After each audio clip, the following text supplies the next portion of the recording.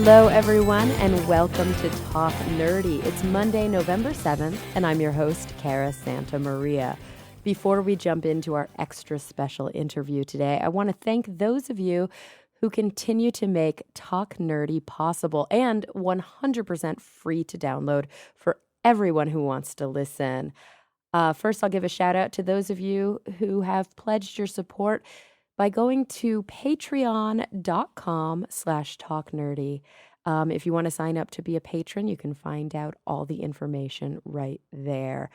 So I want to give a specific shout out this week to Phil T. Bear, Ron Cano Block, Pedro Rosario Barbosa, Stuart Ogg, The Honorable Husband, Charles Payet, Jafe, Gabriel Felipe Jaramillo Gonzalez, Brian Holden, and Jeffrey Sewell, among others. There are so many who pledge your support every week, and I really thank you from the bottom of my heart. There are a lot of other ways to support the show, like visiting my website at carasantamaria.com, rating and reviewing on iTunes, and visiting the Talk Nerdy store, where you can find some really cool stuff, including hardcover copies of the children's book that I wrote the foreword to. It's called Tiny Thinkers, Charlie and the Tortoise. And you can order signed copies by me right there at carasantamaria.com, amongst all sorts of other stuff. If you use the offer code CHARLIE, that's CHARLIE, you will get, I think it's 10% off your entire order.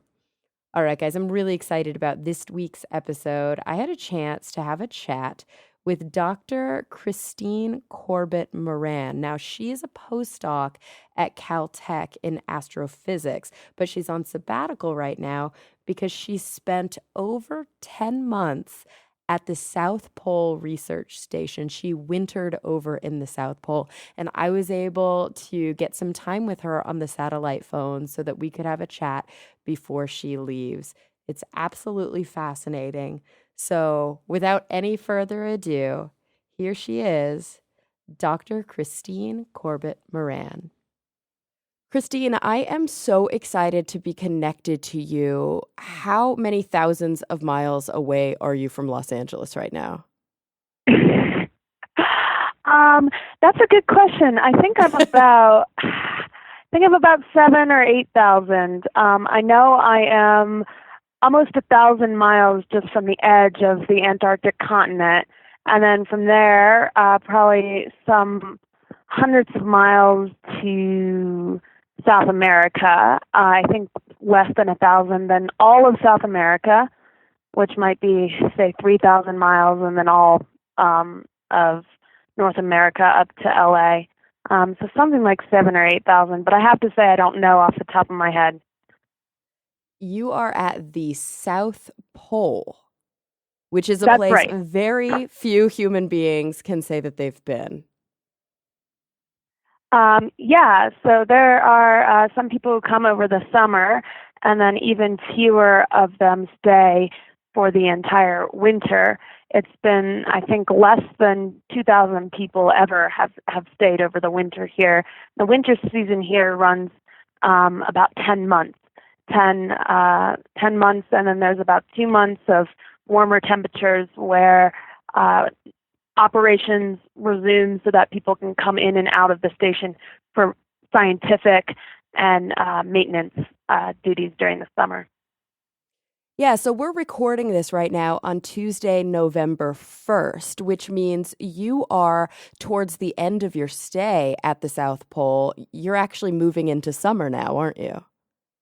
That's right. So for the majority of winter, it was either completely dark or a small sort of twilight transition stage. And now we've moved into the completely light phase, past the sunrise, which took about a month for the sun to rise, and it's completely light out. And temperatures are a bit warmer, and you're not going to believe me when I say this is warmer, but it's now temperatures are in the minus 50s instead of, say, the minus 70s, 80s, 90s, and 100s. But to a human body, I mean, is that really a perceptible difference, or is it all just death temperatures? That was a big question before I came here too. Can you really tell the difference? And I will say that you can't really tell the difference between minus 70 and minus 80, but what you can tell the difference is between the wind levels. So if it's minus 100 with no wind, it could just as well probably be minus 90. It's colder than minus 50, but not exactly how much. But you can tell the difference between just a few miles per hour more wind.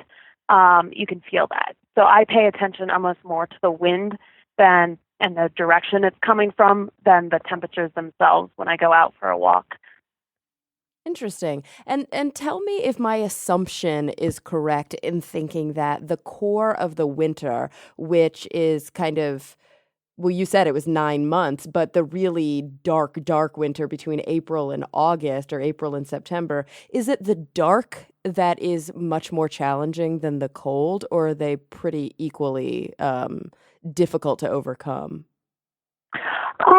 I think a lot of people enjoy the darkness just psychologically here because we can see the stars and auroras, and the sky is changing quite a lot. The sky doesn't change too much when it's light all the time. And we can have small lights for navigation. We try to keep light pollution for a minimum, to a minimum for all the scientific experiments that are observing the auroras here. So because the lights are kind of to a minimum, sometimes if the wind is very high and because of that snow is blowing and the visibility is poor, the darkness can provide definitely an additional challenge. But there's a lot of navigational aids, flags, and stuff like that. So I think it definitely is the cold more than the dark that is the challenge, and that you do have to walk a little slower in the dark.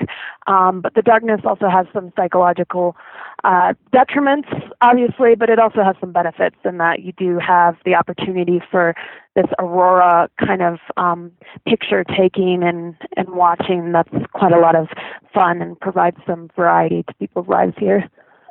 Ugh, must be absolutely incredible. And of course, we haven't even really dived in yet to what you do, but it would make sense. It's something I obviously just overlooked in my thinking. If it's dark all the time, the night sky must be absolutely stunning. Yeah, so you can often see the Milky Way with your naked eye and see a lot of stars. And of course the auroras down here as well. And it's neat because they're kind of out all the time. So you don't have to think, oh, should I go out now? It's late. You can go stargazing just after lunch if you want. That's incredible. But I would hope that indoors within the research station, there is some control over kind of therapeutic light. Do the lights turn off at a certain point at night? Do you try to keep some sort of cycle so that you actually have a circadian rhythm? Yeah, so the doctors and some people bring down lights that are colloquially known as happy lights, and they're kind of, things providing additional light mimicking sunlight. And some people use those while they work or to wake up in the morning. I personally have some bulbs from Philips Hue that connect to a base station that turn on and off at particular times. And I have them set up to simulate a sunrise when I wake up and kind of get dark and blue as I'm supposed to go to bed.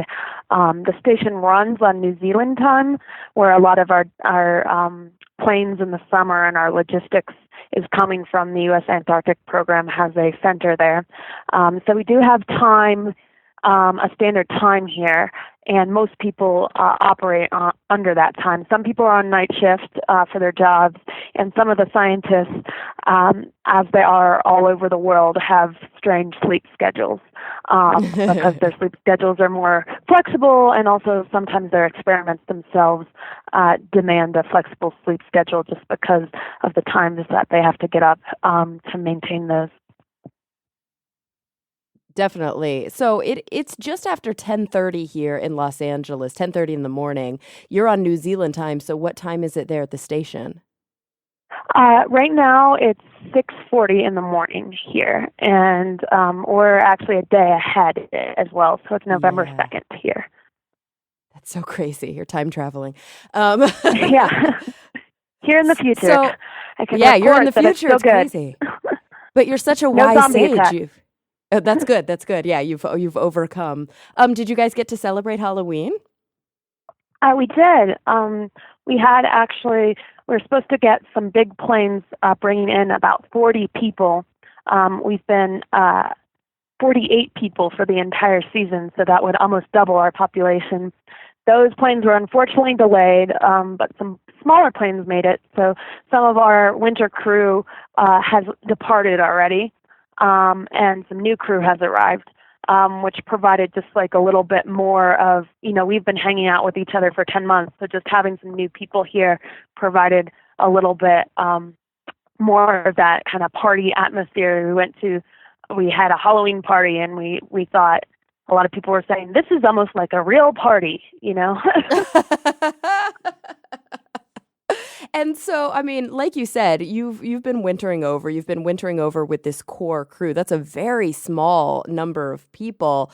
You're towards the end of your visit there at the station. It's November 1st for me, November 2nd for you. When are you intending on flying out?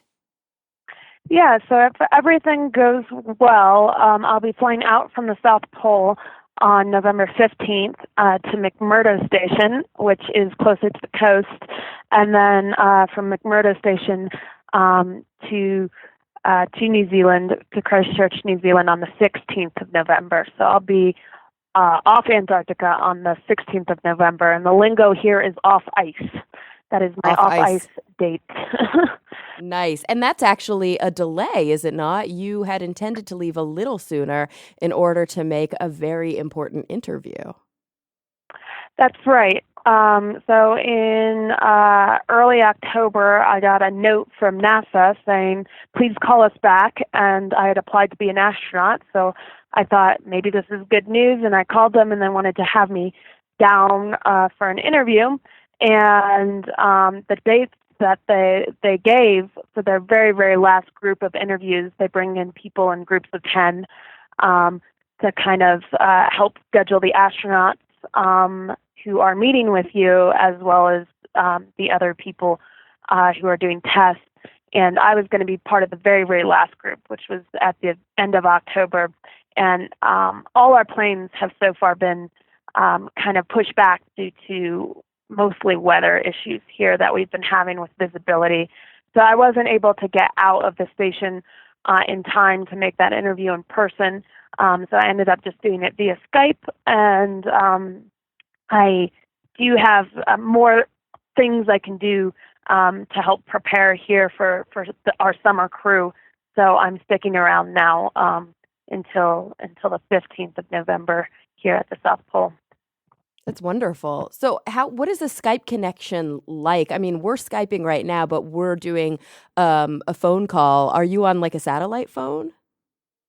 Yeah, this is everything we have over here, internet-wise or phone-wise, is all via satellite.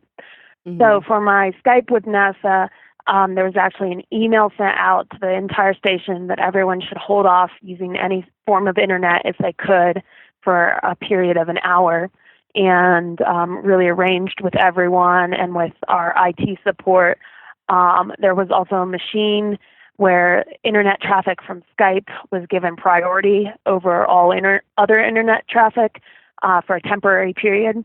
So no one Skypes on their individual machines because they're your own machine. Its traffic isn't really given priority, so the Skype is almost useless. But on this particular machine, it can be a little bit better.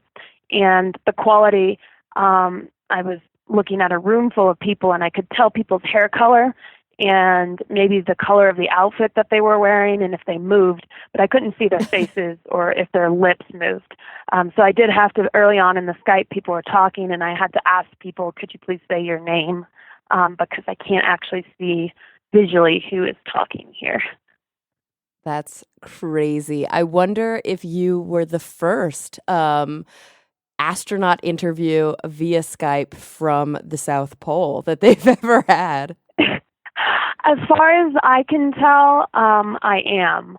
I don't have the details of the history. I'm sure NASA would know that. But just based on the logistics of talking with people, it seemed like I was the first person to be interviewed at the South Pole. So cool. So, you have a long and varied career, a really kind of breadth of interest that you've covered. And you're so young to have done so. You're obviously researching at the South Pole. You're an astrophysicist doing your research there. Are you studying? I was looking online to try and pinpoint. I'm assuming that you look at a lot of different things, but is your main goal there to study the cosmic microwave background radiation?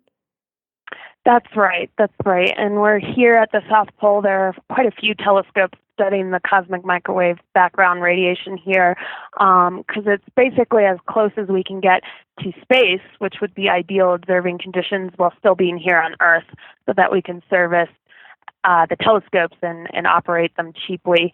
So all these telescopes are here in Antarctica specifically because it's very high up. It's dry. Water vapor interferes with the observations, and Antarctica is actually a desert.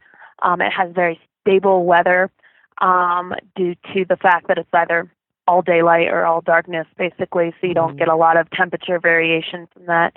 And it's remote from other sources of interference for the observations.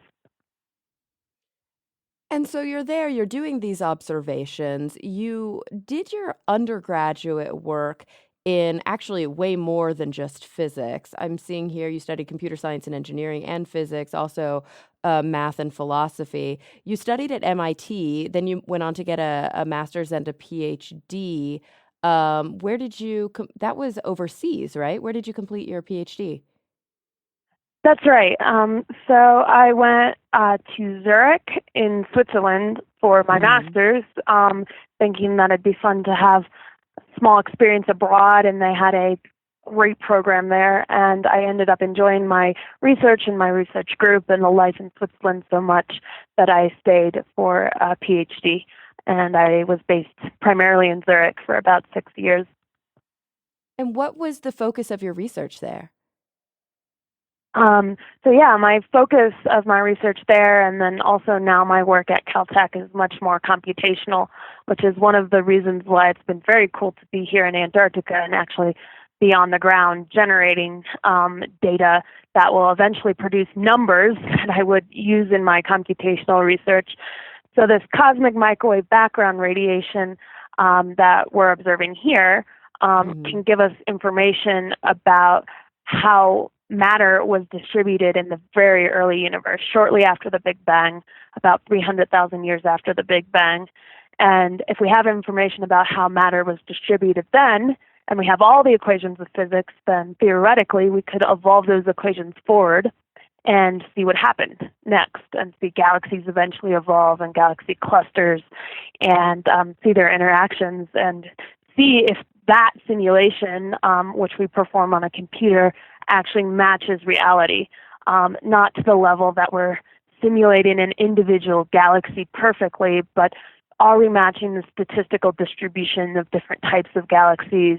Does the formation history match what we see in the real universe? And if it doesn't match, why doesn't it match? Is it because we don't understand the equations correctly? Is it because we need better data constraints, et cetera? So it really helps with this interrogation of our theoretical framework about galaxies and galaxy formation, doing these simulations. And so that's a lot of what I did during my PhD, was run these cosmological simulations and ask specific questions about whether my simulation matched reality. Gosh, it must be so cool to have spent so many years at doing this theoretical physics and diving into, the math and into the computation, and then to have this incredible experience in this bizarro land, collecting the data and seeing kind of the other side of that coin. Yeah, and definitely, I mean, we do have some cool hardware in the computational end of things, supercomputers with many different machines interconnected and special cooling and bringing back computers that take up a room, that sort of stuff. But just seeing the telescope here, which is a 10-meter dish that's moving around in extreme temperatures, and all the setup and the electronics that taking care of to keep it running and collecting the data. Just generating one data set can require a team of people here, whereas that's something that sometimes a single graduate student can do in the computational field by themselves. That's crazy. So, obviously my connection to you is through Caltech. I have a lot of friends at Caltech. I'm in LA local now doing my SciComm work.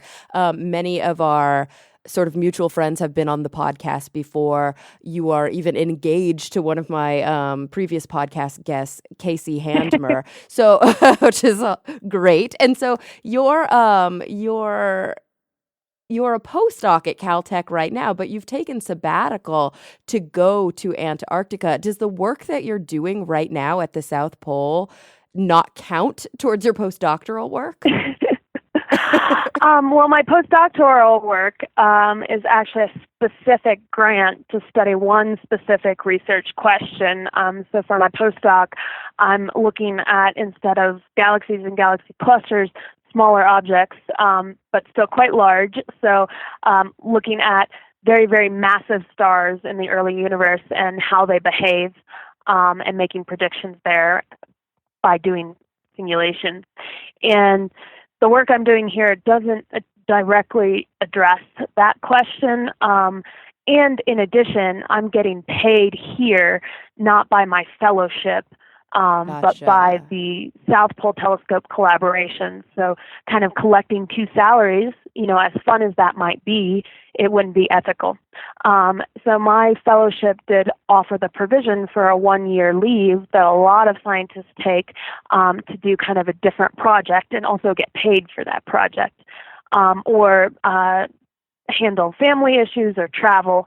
But the fellowship is quite a well-designed one by the National Science Foundation to really give people the freedom to develop their careers and their professional lives and their personal lives, however they see fit. So that 1-year provision was already written in that I could take up to a year of leave. So it was quite easy to kind of transition from one to the other and then transition back. Gosh, what an incredible opportunity. And, we talk a lot on the show, especially with graduate students or newly minted PhDs, about work-life balance. We talk a lot about what it means to be kind of transitioning in academia, maybe out of academia, if that's somebody's interest. And, looking at your sort of resume, you would think that you just suck at work-life balance because you have done so much. But the truth of the matter is, when you dig a little bit deeper, you are into Kung Fu. You read things that aren't even within the core subject matter of what you study. You study Chinese, and you're engaged. It seems like you're kind of figuring out the formula right now.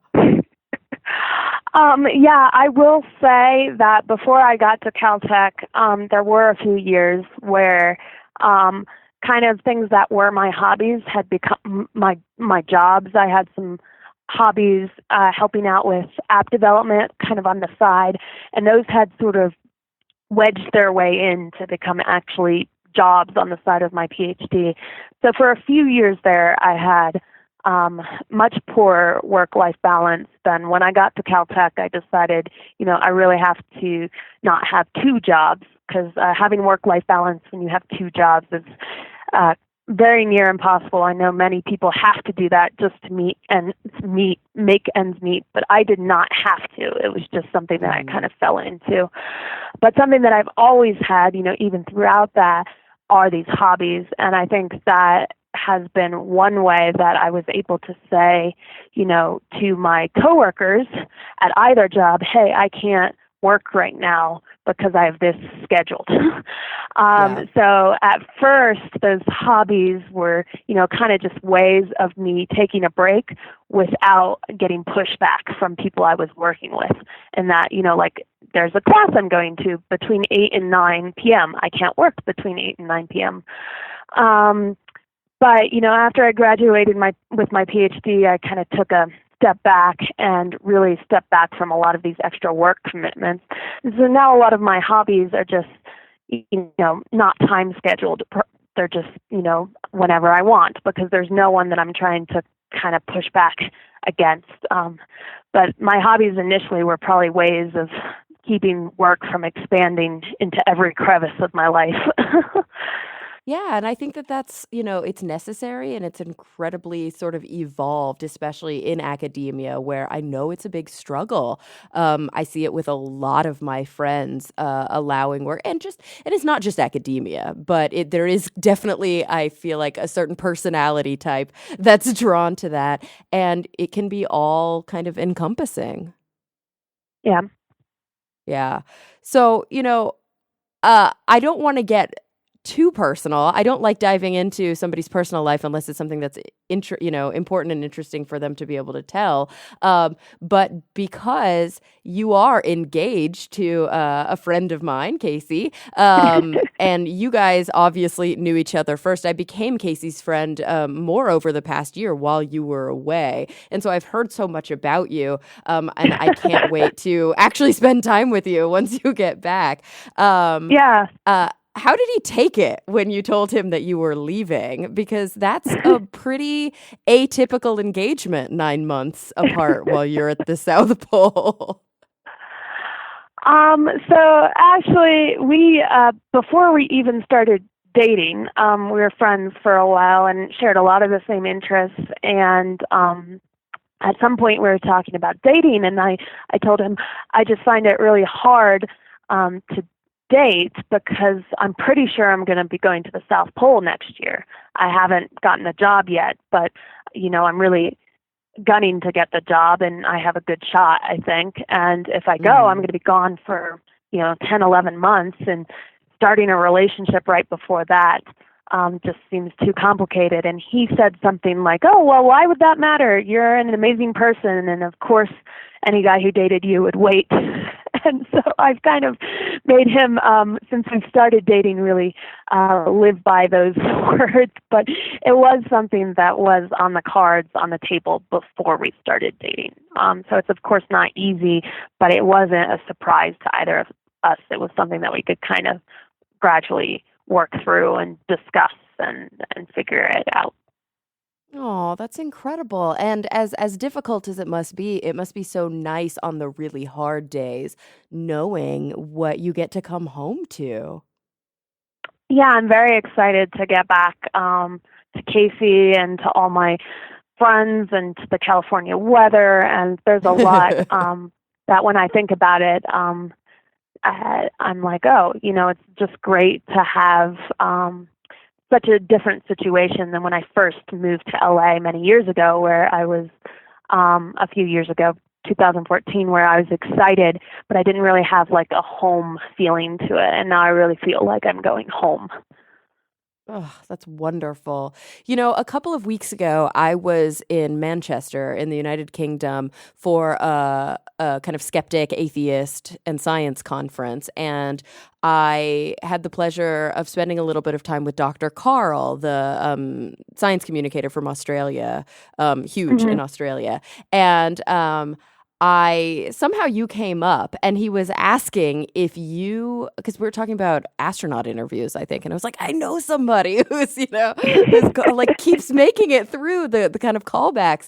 And he asked if you had joined, I'm probably going to butcher this. Is there like a 100 club, something where you go from like a hot tub to outside to take your body 100 degrees Fahrenheit? Is that a thing? So it's even more extreme than that. It's called the 300 Club. 300? And you take your body through 300 degrees of temperature change. There is a sauna here at the South Pole. There's not a hot tub. We try to conserve water, but there is a sauna, which is especially good if you come in from the cold and just had a hard day. And to sit in the sun is a great experience since we can't take baths here, really. We take 2-minute showers, and we get 2 a week. So No, so you very, just very never wash your hair. basically, I cut my hair very short to begin with, and dry shampoos are quite popular down Yeah. here. But yeah, so back to this 300 club. So you sit in the sauna for as long as you can stand it, get your body very, very hot, and then you go outside and you walk to the official geographic pole, which is probably a few hundred feet from the station, after a 4-story climb in a very cold stairwell. And you're doing all of this. The traditional way to do it is with shoes only. You can't walk in naked feet because your feet would freeze to the ground. Oh my And God. people do this. So there are many members of the 300 Club, and I'm proud to say I'm also a member. No way. Is it dangerous? It sounds very dangerous to me. It is not dangerous. Of course, sitting in a sauna for that long, many people do it just recreationally, even if it's not for the 300 Club. But you'll get hot, but really you don't get cold enough as you're walking out there because of your experience in the sauna. It's really not that bad. Oh, that's crazy. It must feel insane. Like there must be some sort of weird invincibility feeling that you have because you've preheated yourself and now you're outdoors in what were Yeah, you saying was the temperature? Negative 70, negative minus 100. 60, minus Yeah, this is 100. Oh my God. Yeah, this is done in kind of the coldest portion. So there's only a few days per year, maybe 7 to 10 days per year where it gets below minus 100. And the 300 Club is done, when it's done in these especially cold temperatures. That is so crazy, but also such a point of pride because there can't be that many people in the world who have ever done this. That is certainly true. Even the people who come down here, I would say it's probably only a portion of the crew that gives this a try. And some people, just take it as they want. They'll go in the sauna and they'll stand outside for a minute instead of walking all the way to the pole. So there are different kind of 300 Club light options. So you've been there, pushing 9 months. Maybe is it over 9 months or is it right around 9 months now? Right now, I'm just over 10 months. Over 10 So, months. Jeez. So you've yeah. been there almost an entire year of your life. What is a typical day like for you? Is it just grind away at the work, wake up at the same time, have a routine and try to stick to that so you don't go mad? Or is it really varied and really exciting to dive into your work every day? For me, it's pretty varied. I have a collaborator who helps me run the telescope, Amy Lowitz, and she's doing her PhD, just finishing up her PhD, and will be doing a postdoc with the South Pole Telescope collaboration. And Amy and I share duties for the telescope. So one of us has to go out and walk to the telescope every single day, which is about 2/3 of a mile from the station, and do rounds and inspections and maintenance tasks there.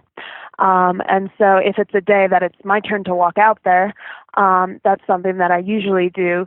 After the internet, we have only a portion of the day where we have internet access. So during internet access hours, often I'm doing more computational work or analysis work on the data, just because it's nice to do that while you have Google and data services available. And so the schedule kind of varies around when internet access is, and most of those internet access windows move by 4 minutes earlier every day, which seems like it wouldn't be much, but it adds up to half an hour a week or an hour every 2 weeks the internet schedule moves.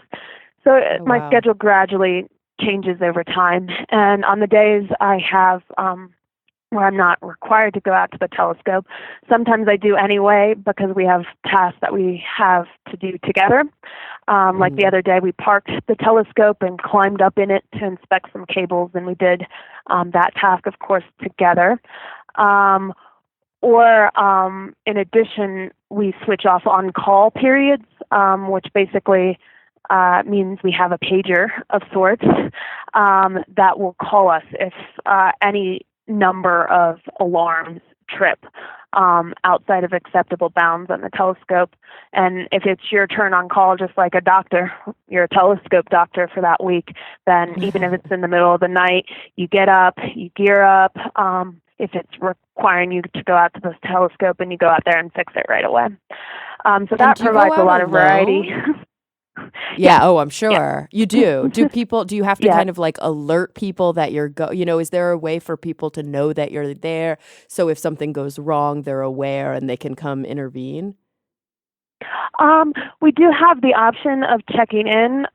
There's someone always on duty in our weather department, and they kind of do double duty, as you can call them either on the phone, or we have radio systems here, which are kind of like our cell phones. And you can call them on the radio and say, I'm going out. And people do that usually during times of like poor visibility, or if they're doing a more elaborate walk. But just the walk out to the telescope, it takes about 15 minutes. And you do have a radio with you, so you could call for help if something happened. And it's also very well marked. So it's not something that people typically call for, but there definitely is the option of calling, and people always have their radios on for safety here. And you can call basically 911 or everyone on the station from your radio if you needed to. If for some reason, like, you lost your glove and your fingers got really cold, you could, alert people that you're having a problem. And that's kind of a contrived situation, because you could basically just stick your arm in your coat.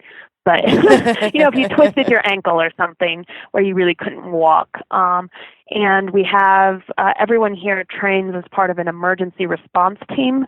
So we have 4 different teams of well-trained people, and we do drills every month that can incorporate anything from medical emergencies to fire emergencies. And you can certainly call for help, and people will be there for you. That's good. So you've got basic safety covered. You've probably got, like you said, emergencies, fire control, resuscitation, CPR. I'm assuming that you have a pharmacy there or a small stash with basic needs being able to be met. But what happens if there is a somewhat more complicated medical emergency? I mean, especially if you're there during this winter over, like you mentioned, planes can't get in. You've had to push back your NASA interview multiple times because you couldn't get out. You couldn't get off ice. Yeah. What happens if somebody, gosh, I don't know, has a cardiac arrest or a stroke or breaks, has an open fracture or gets a really bad infection? So we do have a medical clinic here, and we have an on-site doctor and also a physician's assistant over the winter. And mostly they're dealing with, everyday injuries, sprains, bruises, cuts, abrasions, just minor things. But they are also trained and equipped to deal with more major emergencies.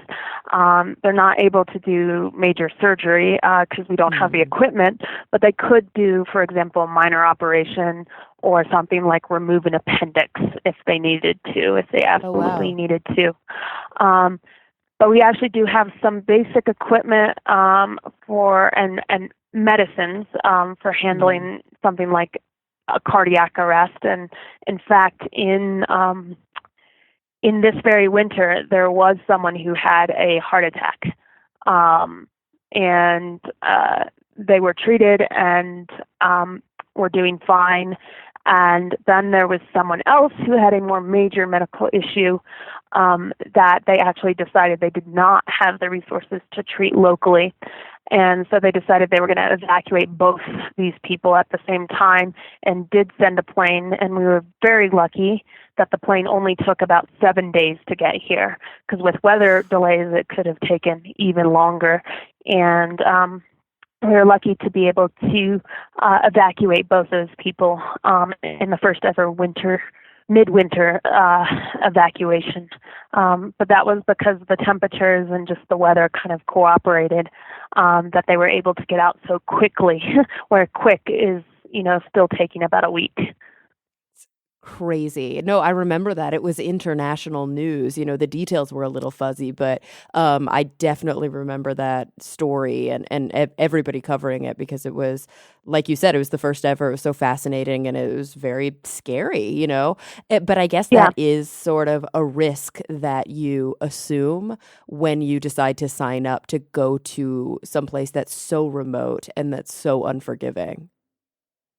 That is right. And then they also do extensive medical tests as part of what they call a physical qualification procedure, where they take a lot of blood samples and do a lot of inspections and ultrasounds. And so they try to rule out any sort of problem that might not be a major problem when you're close to a major hospital, but could become a Mm-hmm. major problem here. Um, so they try their best to do that, but there are some things that you just can't necessarily predict, or that happen as the result of, some sort of accident. And they are prepared to really give people a high quality of care here, and then when absolutely necessary, try their best to get them out.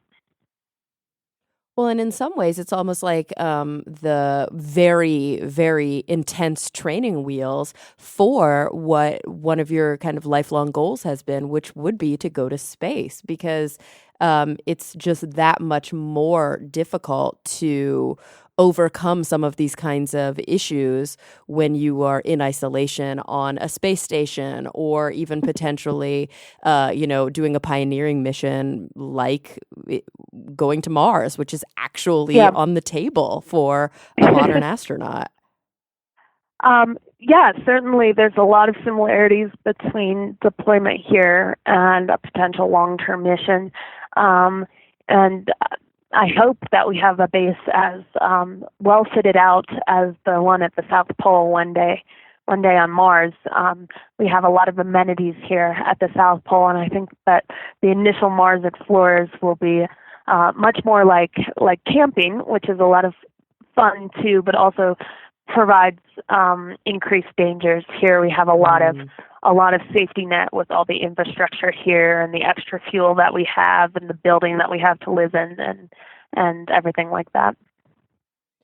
So you're actively applying to become an astronaut. That's on top of all of the incredible training that you have done in astrophysics, the work that you have done, like you said, in computer science and app development, and all of the other interesting sort of paths that your life has taken.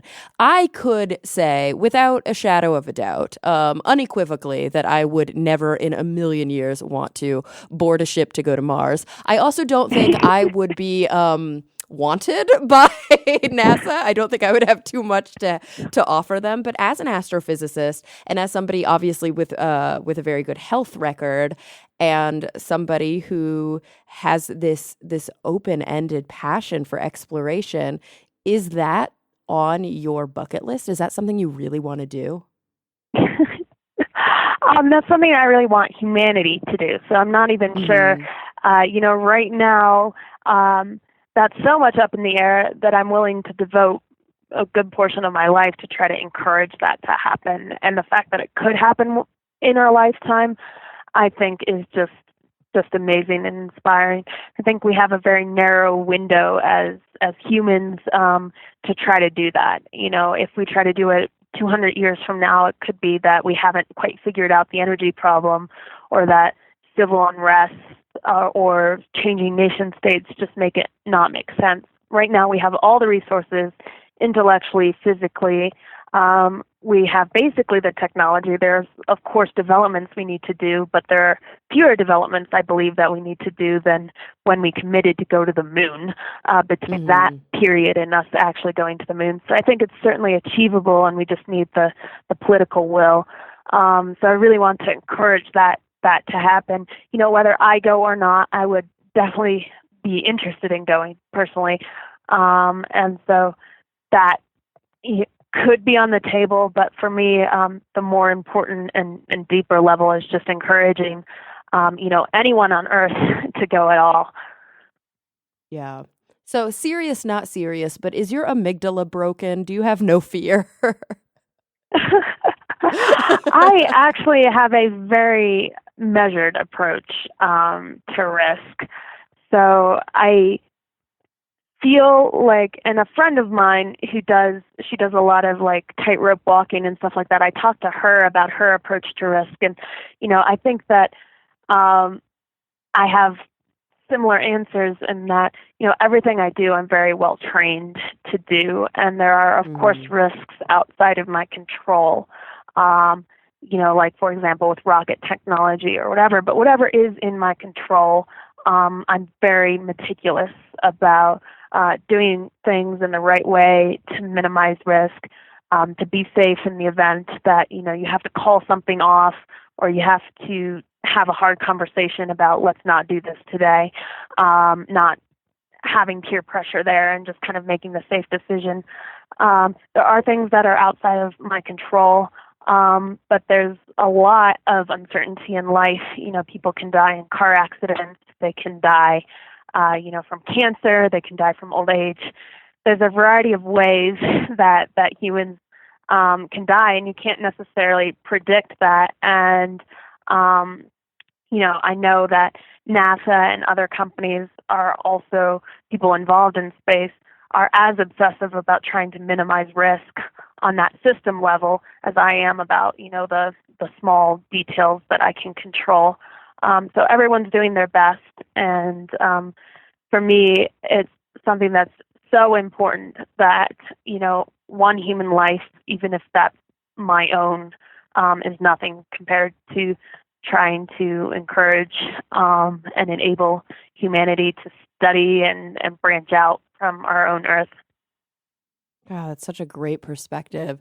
You're very isolated where you are, and we're able to talk right now on this satellite connection. You said that the internet is not amazing and it's really limited. Do you have access to any sort of entertainment while you're there? Did you have a chance? I can't remember if it came out before you got there or not, but did you have a chance to see The Martian yet?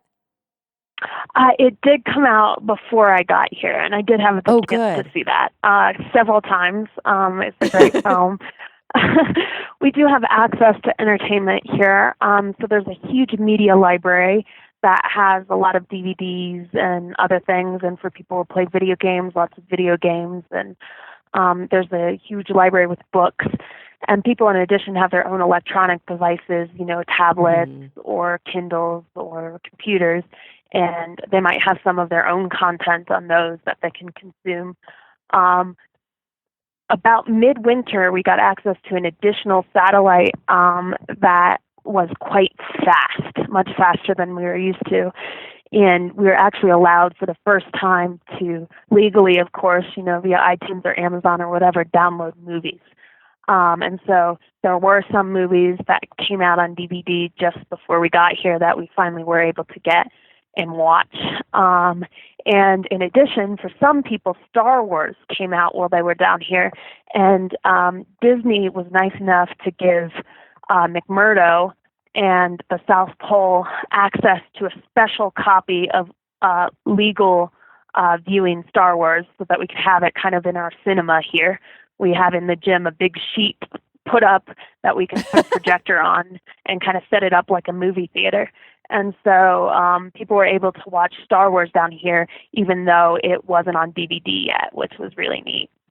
Oh, wow. That must have been so special. I think about... Sure. When I think about The Martian, I feel like it was a very evolved story, obviously, and it was a really great piece of science fiction that was quite realistic in most aspects, and it passed the Bechdel test, which I absolutely loved. But the core character was still male, Mark Watney. Mm-hmm. And unlike Mark Watney, you, of course, are female. And one thing that I think is so inspiring about you, about your interests, about your work, is that you don't stay siloed in the scientific perspective. And what I mean by that is that you look at science's place in the greater picture, and you care about issues like diversity, like gender, like LGBTQ rights, civil justice. And these are things that matter to you as a scientist, but also as a human. How do you balance all of those approaches and keep your interests top level like that? How do you stay interested in politics? How do you stay interested in the human experience while also doing things that many of us would think of as being all consuming, like computational, theoretical astrophysics? Yeah, I don't necessarily have the ability to turn just one side of my brain off. And it is something that I care deeply about, making a better world. And I think that feeds back into science. If we have a healthier society, we'll have healthier science and healthier scientific progress. So I think it's all interrelated and tied together. And, I don't really judge or blame people who just want to focus on one or the other or one sort of narrow component, because there's just so much work to be done that it's hard to focus on more than one thing at once. For me personally, just the way that I work, I enjoy working on many different projects at once. And, different phases of the projects also have different kind of levels of impact that you feel that you're making. So when you're right in the middle of a scientific piece of research, you're the only one who might be seeing it. So it feels very, like narrowed and cloistered. So I very much like to balance that with, more interaction, whether that's with science communication, whether that's talking about science work that I've done previously, or whether that's working on all these social issues that I feel do feed back eventually into the science, and vice versa, that scientific progress, doesn't always, but it has the possibility of making, our lives much richer and, extending our lifespan and making it so that people have more leisure time to devote to whatever they find meaningful in their lives. And some people will devote that to more science. Other people will do art projects. Other people will surf the internet. But just having more agency in our lives, that's something that science can help enable. So I think it all feeds together. And for me, I'm privileged and burdened with having the type of brain that, I can't just work on one thing at once. So I try to attack sort of the same sets of issues from a variety of perspectives. Yeah, you absolutely live in the right era for your disposition, your temperament, your personality, because the type of strong, progressive, outspoken woman that you are would have been absolutely suppressed even more than, women deal with now in academia and kind of in the world at large, even just a decade ago. Do you find that your approach, though, and your ability to be outspoken and your ability to think about these social issues and to actually make sure your voice is heard, especially when it comes to gender discrimination or harassment, within these kind of institutional settings, do you find that you get any blowback from that, or have you generally found that in your career people have been supportive?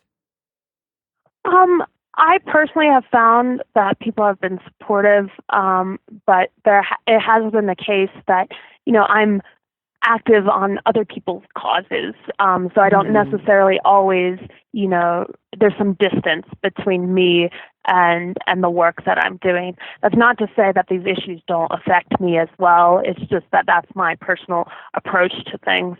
Largely, I brought in a couple of personal stories. It's not an issue that I have escaped entirely, but it's something that I try to empower other people, and I've learned something from my personal experiences. But I haven't had a huge amount of blowback, though I think that I, like everyone else who is in, some sort of situation where they could be the whistleblower on something, would of course get blowback for that.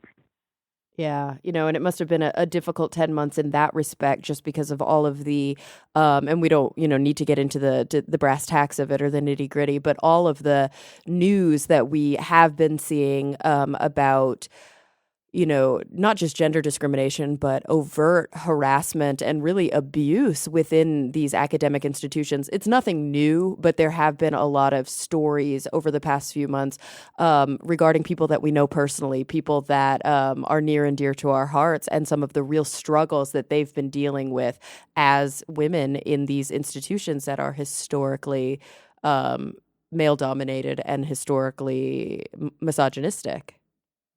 Yeah.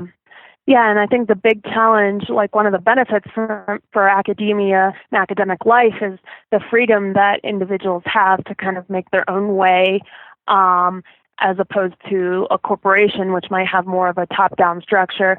But that freedom has also meant that there isn't a lot of oversight or training for people who are put in leadership roles to really handle those effectively, and for people who are, just training to go into leadership roles later to have an avenue to know what's appropriate and to be able to work in an environment that's supportive. I think industry has a lead on academia. There are a lot of things that I see happening in academia. If someone did that in industry, or in any corporation or in government, they would long be fired. Oh, absolutely. And it doesn't help when you are coming up through academia and the people who are in these leadership positions have never, they're just not very varied in terms of gender or ethnicity. And so when your PI was a white male and his PI was a white male and his PI was a white male, it's hard to have that kind of training. It's hard to have that perspective. But beyond that, we're running low on time on your connection, and I have, of course, squeezed every possible second out of you. So forgive me for that. It's been such an incredible chat. But before we go, I close every interview asking my guests the same two questions, and I know that your answers are going to blow me away, so no pressure, but I'm really excited to hear what you have to say. So those two questions are this. When you look towards the future, in whatever context that means for you, whether it's your personal future, your professional future, or sort of the future of humanity and the globe at large and beyond, number one, what is the thing that keeps you up the most at night, most preoccupies you, worries you the most? And on the flip side of that, so that we end on a more positive note, what are you the most hopeful and excited and optimistic for? Yeah, those are really good questions. I feel like you warned me about those ahead of time, but we've been trying to schedule this call for about a month now with, your travel schedule and my canceled travel plans and that sort of stuff. I think issues of social justice and income inequality, I think, are some of the biggest things that kind of keep me up at night in terms of challenges I think we'll face in the future. I think that even though I am now privileged enough to be, part of a small percentage of society that has the luxury to travel via airplane and do kind of knowledge-based careers and that sort of stuff, it's not only, just selfishly in my benefit and people who have that ability in their benefit to bring other people, to bring all of society up to that level. And I think that we have, again, the technology and the ability to do that, and we just need the organization and the logistics and the will to do something like that. And I think that those issues long term could be very destabilizing, and it's just completely depressing to see that, this is potentially a solved problem. There are places in the world that have been able to handle this little pocket. We just have to figure out how to expand those pockets around the world. What I'm most excited about is that I think that there's, a lot of changes scientifically that have been brewing for a while, whether that's in quantum computing or artificial intelligence, increased processor speeds, a variety of things. And, as well, we're well overdue for some breakthroughs in theoretical physics. and this whole maybe we'll go to Mars thing.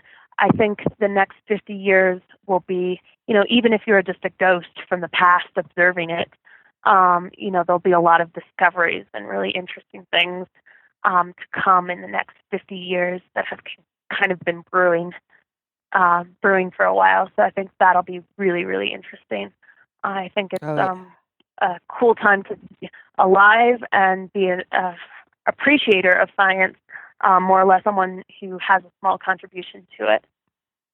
Absolutely. I am definitely looking forward to seeing what the future brings as well. And it's in no small part because of people like you actually making the future. It doesn't happen passively. It's an active process. And so I think in many ways, kind of those of us who consider ourselves to be part of the general public owe you a debt of gratitude for the work that you do. Christine, let everyone know how they can follow your work and learn more about everything that you do. I know that you have a newsletter. Is it possible for people to get back issues of that so they can see all of your excitement over the course of your South Pole winter over, or how can people catch up on your story if they hadn't been aware of you up until now? Sure. Well, the best place to start out is on Twitter. I'm at Corbett, Corbett, and that links to my website, which links to my newsletter and has all sorts of information about what I've been up to. As for the newsletter, that's a good idea. It's something that I will consider. So far, it's kind of been subscribers only because I really wanted to have, the freedom to talk more intimately. And especially when you're down here with such a small population, you don't necessarily want everything highly accessible on the web.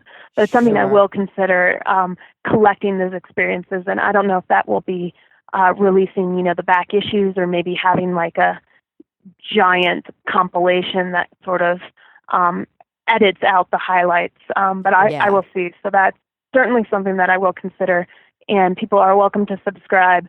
Through the end of 2016, I'll be talking about Antarctica stuff only, and then beginning in 2017 on my newsletter, I'll probably be hopefully talking about a lot of space-related stuff. Very, very cool. Well, Christine, thank you so much for taking time out of your incredibly busy schedule to chat with us today. I learned so much and I had an absolute blast. Well, thank you so much for having me. I had a very good time as well, and I'm glad that the satellite connection was cooperative. Oh, it was amazing. I'm blown away by how good our connection was. And everybody listening, thank you for coming back week after week. I'm really looking forward to the next time we all get together to talk nerdy.